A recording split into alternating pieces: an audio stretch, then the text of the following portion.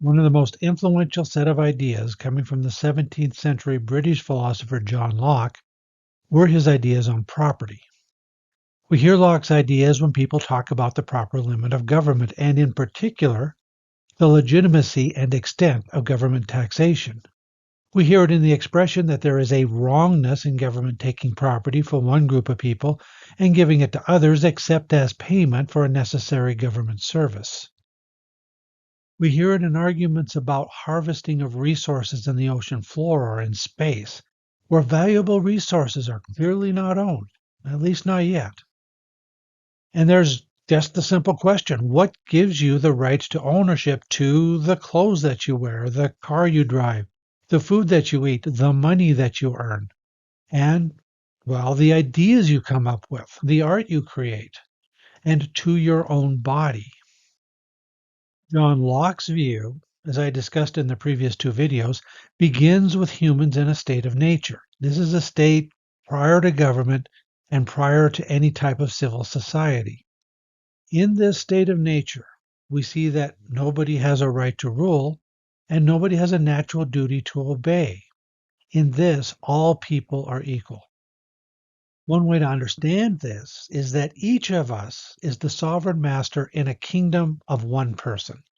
Each of us has a natural liberty, so long as our actions do not interfere with the equal natural liberty of others. A question then arises as to where we can define the borders of this kingdom of one person. Clearly includes the body of the person themselves. You are the absolute sovereign over your skin and everything inside of it. But if that's all you have a right to claim is yours, you're pretty soon going to be dead.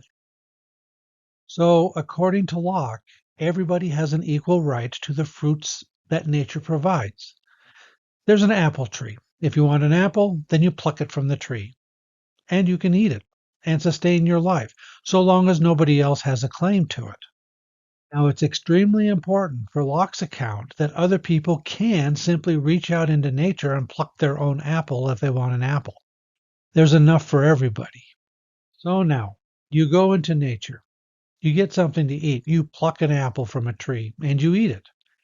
At some point, according to Locke, you acquire the sole right to the nourishment of that apple. Clearly, once you eat it and it's sitting in your stomach being digested, nobody else has a claim to it. At that point, the apple is clearly yours. Its calories and nourishment are for your use alone. But when did it become yours? Locke says, quote, "Nobody can deny, but the nourishment is his. I ask then, when did they begin to be his? When he digested, or when he ate, or when he boiled, or when he brought them home, or when he picked them up? And it is plain, if the first gathering made them not his, nothing else could." End quote. Think of this series of events that begins when an apple in the state of nature is picked and ends when the apple is being digested. The question Locke was asking was, at what point does it become illegitimate for somebody to yank the apple from your hand and take it for themselves? Can they legitimately, morally, pull it from your hand just as you are putting the apple to your mouth to take a bite? What about 1 second before that? Or 2 seconds before? There is no point that clearly marks this transition from an apple unowned in the state of nature to being owned but the picking of the apple.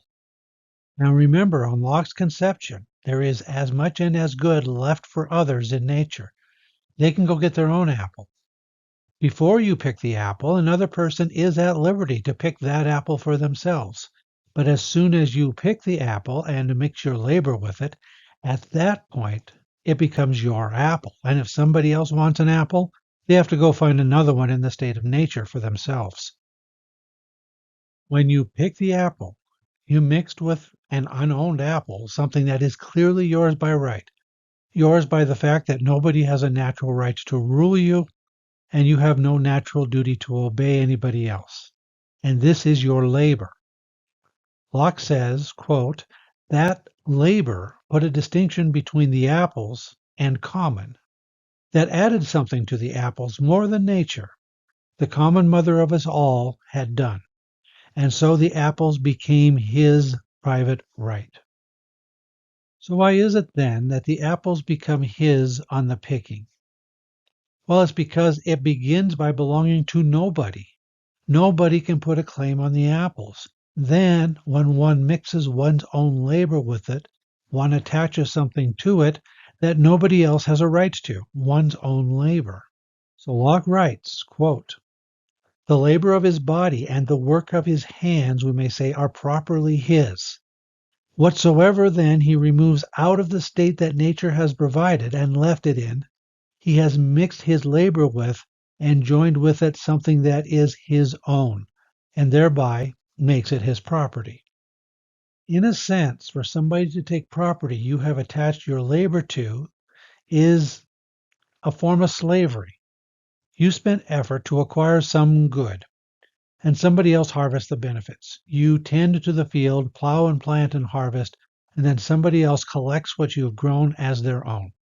That type of act is, by its very nature, according to Locke, immoral.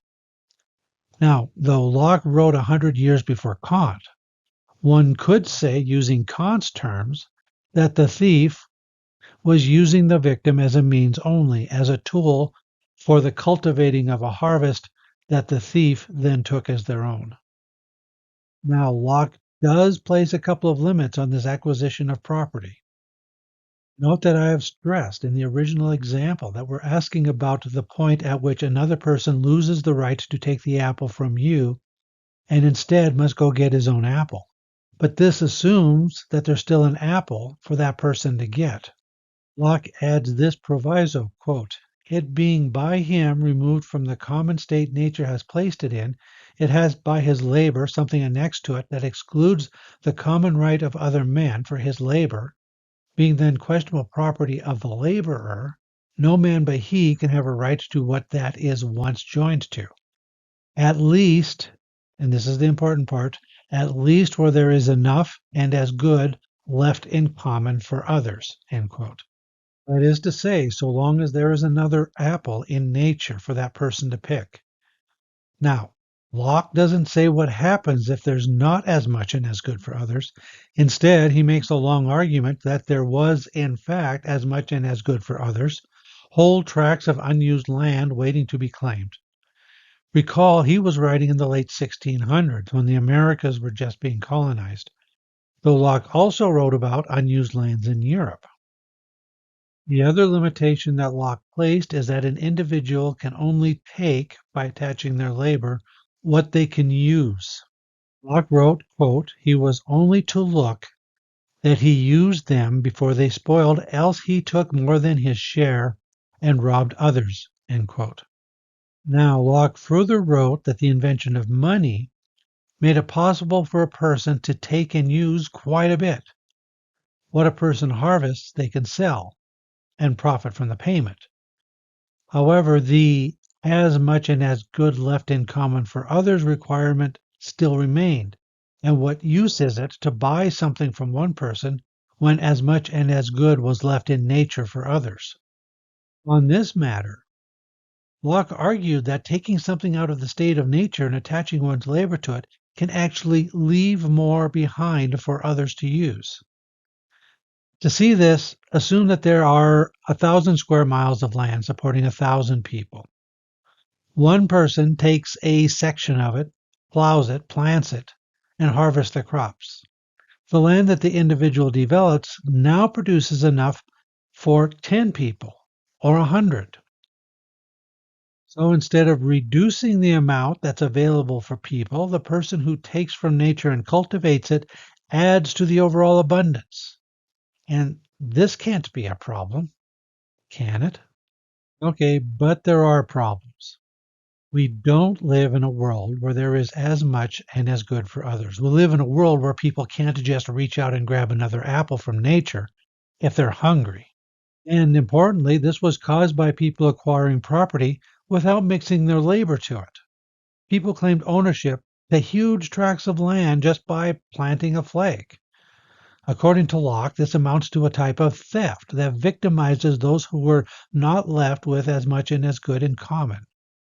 Call it what you will, that's the situation we live in. So it can be argued that the applicability of Locke's ideas to the current world situation is a bit problematic. And this is just one of the objections that can be raised against Locke's account of property. There are others.